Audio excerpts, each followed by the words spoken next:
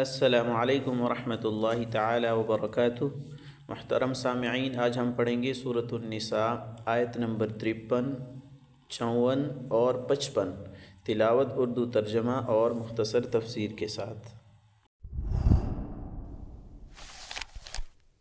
اعوذ باللہ من الشیطان الرجیم، بسم اللہ الرحمن الرحیم۔ ام لهم نصیب من الملک فإذا لا يؤتون الناس نقیرا ام يحسدون الناس على ما آتاهم الله من فضله فقد آتينا آل إبراهيم الكتاب والحكمة وآتيناهم ملكا عظيما فمنهم من آمن به ومنهم من صد عنه وكفى بجهنم سعيرا۔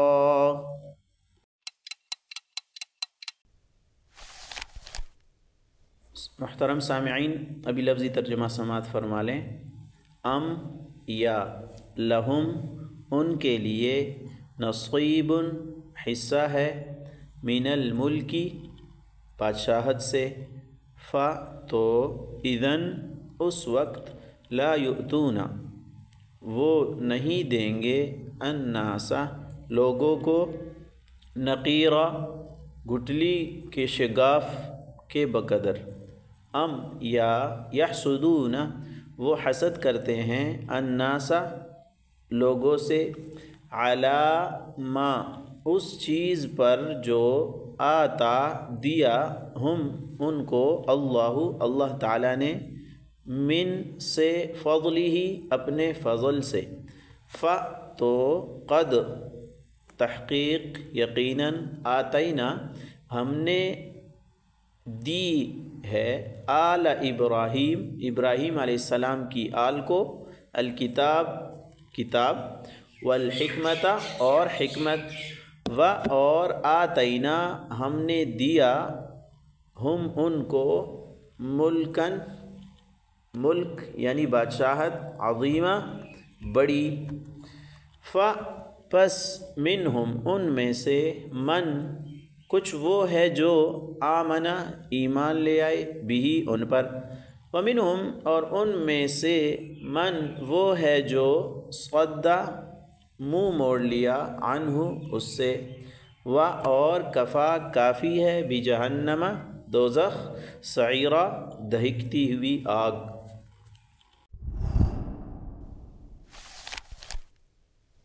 بامحاورہ ترجمہ ملاحظہ فرما لیں،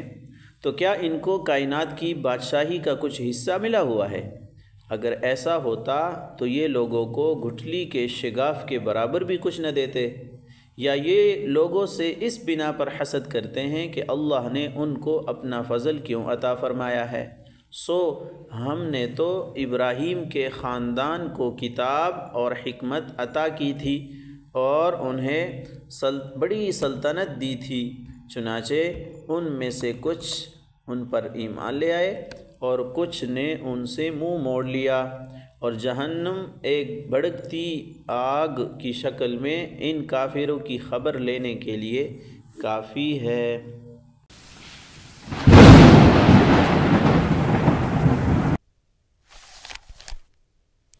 محترم سامعین، ابھی ان آیات کی تفسیر ملاحظہ فرمائیں۔ پچھلی آیات سے یہود کی بری خصلتوں کا ذکر چل رہا تھا، اب ان آیات کے اندر بھی مسلمانوں کے ساتھ یہود کی دشمنی اور حسد کی شدید مذمت کو بیان کیا گیا ہے، اور یہود کی دشمنی اور حسد کی دو بنیادی وجہ یہاں پہ ذکر کی ہے۔ چنانچہ اللہ جل شانہ ارشاد فرماتے ہیں، ام لہم نصیب من الملک فاذا لا یؤتون الناس نقیرا، کہ کیا ان لوگوں کے پاس بادشاہت کا کوئی حصہ ہے کیا؟ یعنی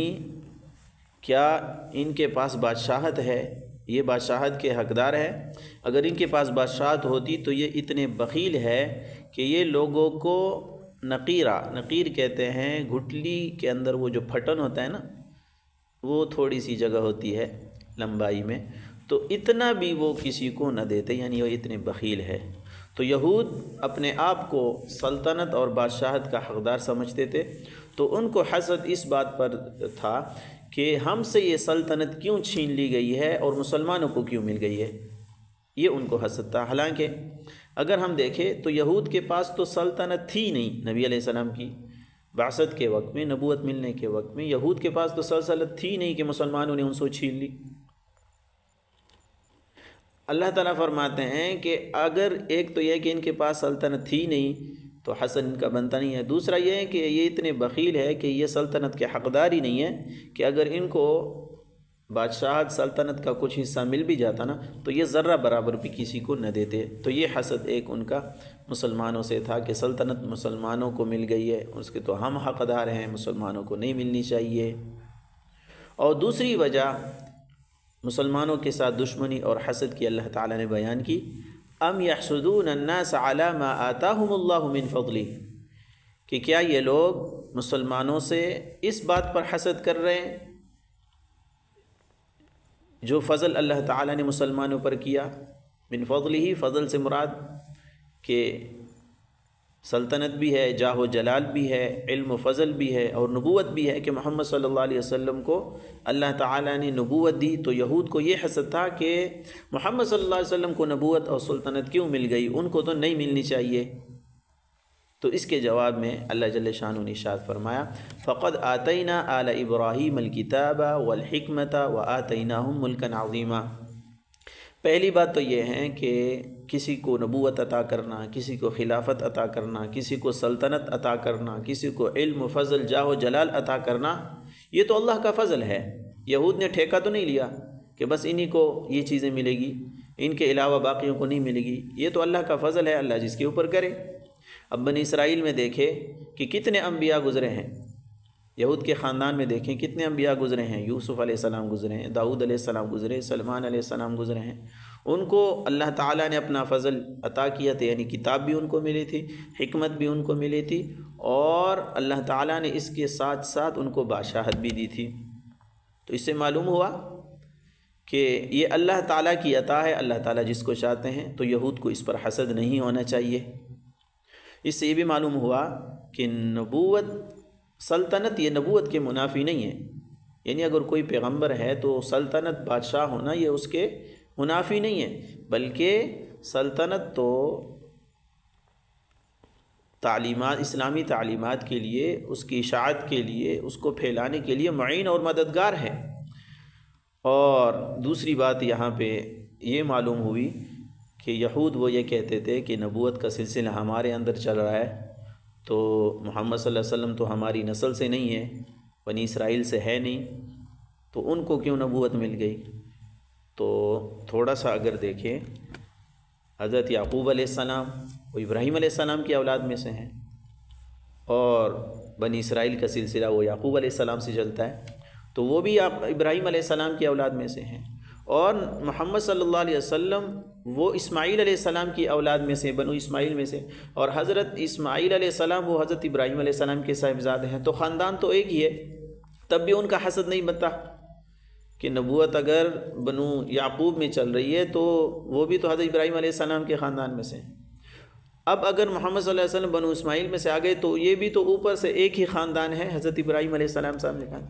تو ان کی عقل ماری گئی ہے، حسد ان کا بنتا ہی نہیں ہے۔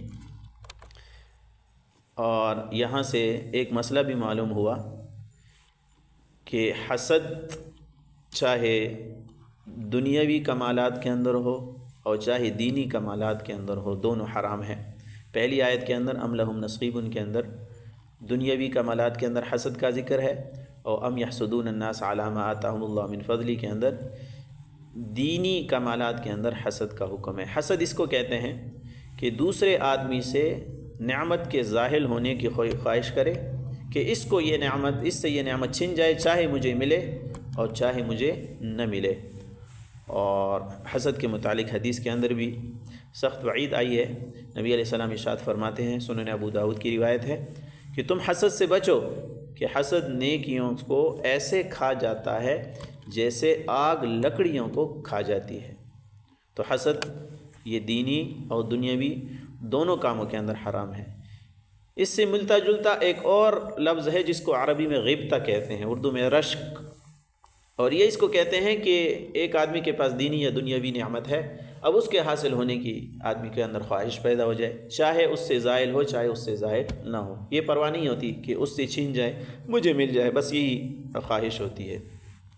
تو اس کا حکم یہ ہے کہ دینی کاموں کے اندر تو یہ مستحب ہے کہ فلاں اتنے زیادہ دینی کام کرتا ہے تو مجھے بھی اس طرح کرنے چاہیے، یہ تو مستحب ہے۔ البتہ دنیاوی کاموں میں فلاں کو اللہ نے اتنا مال دیا ہے، گاڑی دی ہے، یہ دیا وہ، اب اس کے اندر دل کے اندر خواہش آ جائے تو اگر وہ جائز ہے تو پھر اس کی خواہش کرنا یہ بھی جائز ہے۔ اور دینی کاموں میں یہ مستحب ہے کہ قرآن مجید میں دوسری جگہ اللہ تعالیٰ فرماتے ہیں وَفِي ذَلِكَ فَلْيَتَنَافَسِ الْمُتَنَافِسُونَ، اسی کے اندر مقابلہ کرنے والوں کو مقابلہ کرنا چاہیے، ایک دوسرے سے آگے بڑھنا چاہیے، یعنی نیکی کے کاموں میں۔ تو ان دو آیات کے اندر اللہ تعالیٰ نے یہود کی دشمنی کی دو بنیادی وجہ وہ بیان کی ہے۔ آگے اللہ جل شانہ تیسری آیت کے اندر فرماتے ہیں چونکہ نبی کریم صلی اللہ علیہ وسلم نے یہود کو دعوت دی، یہود نے ان کی دعوت کو ٹکرا دیا، بعض مشرکین نے بھی ٹکرا دیا، تو نبی علیہ السلام کی تسلی کے لیے اللہ جل شانہ فرماتے ہیں کہ آپ کو رنج نہیں ہونا چاہیے، فَمِنْهُمْ مَنْ آمَنَ بِهِ وَمِنْهُمْ مَنْ صَدَّ عَنْهُ۔ اب ان میں سے بھی یعنی بنی اسرائیل میں سے یہ جو انبیاء آئے تو ان کو اللہ تعالیٰ نے نبوت بھی دی، حکمت بھی دی، اور اللہ تعالیٰ نے سلطنت بھی دی بعض کو، تو کچھ لوگ پھر ایسے ہوئے جو ان پر ایمان لے آئے، اور ان میں سے کچھ ایسے ہوئے جنہوں نے اعراض کر لیا۔ پھر انجام کیا ہوا؟ وَكَفَى بِجَهَنَّمَ سَعِيرًا، اللہ تعالیٰ نے فرمایا کہ جہنم آگ، دوزخ، یہ دہکتی ہوئی آگ ان کے لیے کافی ہے۔ ان کی نافرمانی اور ایمان سے منہ پھیرنے اور کفر کی سزا میں یہ دہکتی ہوئی آگ ان کے لیے کافی ہے، یعنی سزا کے طور پر دنیا کے اندر اگر ان کو سزا نہ بھی مل جائے تو آخرت کے اندر پوری کی پوری سزا ان کو مل جائے گی۔ لہذا آپ کو پریشان نہیں ہونا چاہیے اگر یہ یہود یا مشرکین آپ کے اوپر ایمان نہیں لاتے، ان کی سزا ان کو پوری طور پر جہنم کے اندر مل جائے گی۔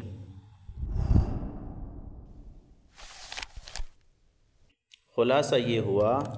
کہ یہود کی مسلمانوں کے ساتھ دشمنی وہ بے بنیاد حسد کی بنیاد پر ہے، اور دوسری بات یہ ہے کہ نبوت سلطنت کے منافی نہیں ہے بلکہ نبوی تعلیمات کی اشاعت کے اندر سلطنت معین اور مددگار ہے۔ تیسری بات یہ معلوم ہوئی کہ حسد دینی اور دنیاوی دونوں نعمتوں کے اندر حرام ہے،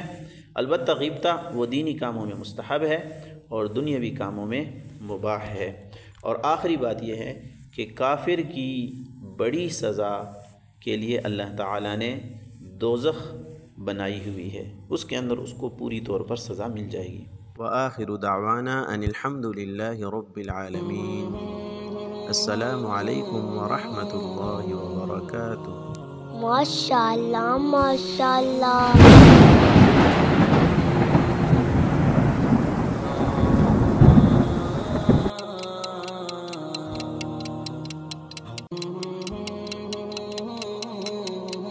مصطفى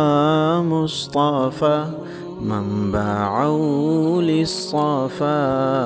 سيد الأنبياء مشعل في الوفا، كان في عطفه لليتامى دفاع.